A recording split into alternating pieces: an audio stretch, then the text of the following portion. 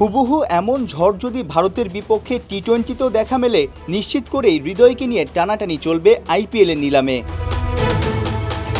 সাহসী batter, ভয়ডরহীন cricket খেলে ইতোমধ্যেই দিল জিতেছেন সবার। স্পিন কি পেসের বিপক্ষে উইকেটের চারপাশে দৃষ্টিনন্দন বড় শট খেলায় তার জুড়ি মেলা ভার। ম্যাচের সমীকরণ সহজ করে দিতে পারে তার উইলট ধার। তাহিদ হৃদয় ছোট ফরম্যাটে বাংলার নয়া বড় তারকা। এমন মারকাটারি ব্যাটারি তো খুঁজছে আইপিএলের মালিকরা।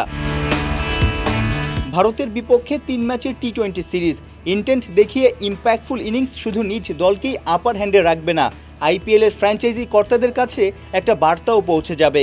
দারুণ ফিট, বড় শট তো আরামসে খেলতেই পারেন, ভালো বলে স্ট্রাইক রোটেট করাতেও বেশ ঝানু। অর্থাৎ কালে ভদ্রেই ডট খেলেন এই মারমুখী ব্যাটার।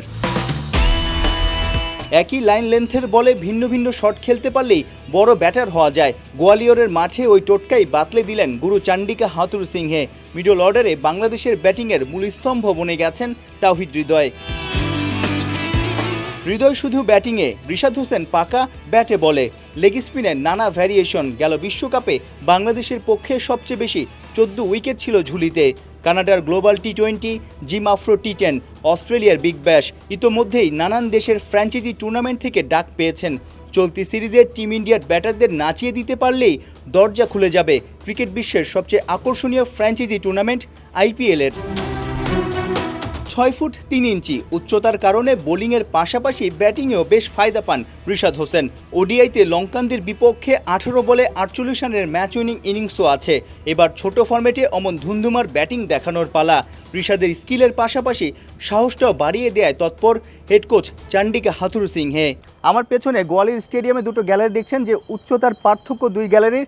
বাংলাদেশ ভারত আন্তর্জাতিক টি-20তে দুই দলের পার্থক্য কিন্তু তেমনই। টিম ইন্ডিয়া বর্তমান চ্যাম্পিয়ন, বিশ্ব চ্যাম্পিয়ন, তবে বাংলাদেশও দাঁতে দাঁত চেপে লড়াই করতে চাইবে। বেশ কজন ক্রিকেটার ব্যক্তিগত পারফরমেন্সেও আলো কাটতে চাইবে, কারণ সামনে আইপিএলে নিলাম। আইপিএলে কে না খেলতে চায়? যখন আইপিএল হয় আমরা দেখি বাংলাদেশে সবখানে পাড়া মহল্লে অনেক বেশি হাইপ থাকে, আর বাংলাদেশি কোনো ক্রিকেটার যদি আইপিএলে কোনো দলে থাকে তখন তো আসলে অনেক বেশি সবাই উত্তেজনা থাকে, উন্মাদনা থাকে সেই ক্রিকেটারকে নিয়ে। আবার সেই ক্রিকেটারকে যদি কোনো দল না খেলায় তখন কিন্তু সেই দলের সমালোচনা হয়। অর্থাৎ এই সিরিজটাতে বাংলাদেশ দল হিসেবে তো দারুণ কিছু করতে চাইবে। ব্যক্তিগত বেশ কজন ক্রিকেটার আসলে নিজেরও চাইবে যে আইপিএলের মতো বড় মঞ্চের জন্য নিজেদের সামর্থ্যের প্রমাণ দিতে। সাইফুল রূপক, 71, গোয়ালিয়র, ভারত।